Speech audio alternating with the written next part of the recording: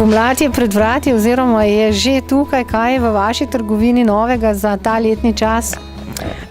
Ja, tako kot vsako pomlad je tudi letos te pastelne barve, ki nas naredijo bolj vesele, bolj živahne, in tudi pravzaprav kolekcija v pomladi je v teh pastelnih barvah.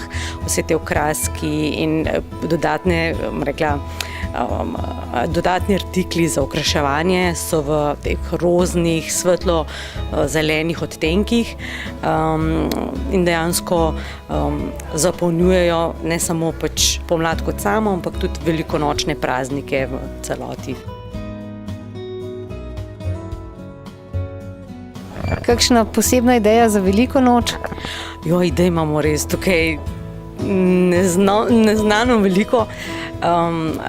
Ne vem, mogoče ena taka zadeva, ki je za vse, tako bom rekla, primerna pa lepa, da se enkrat lotimo marmoriranja jajčk. To je ena tako posebna tehnika, kjer v bistvu z posebno barvo na oljni osnovi pomočimo plastično jajce v vodo skupaj z barvo in potem pridejo taki pisani perhi.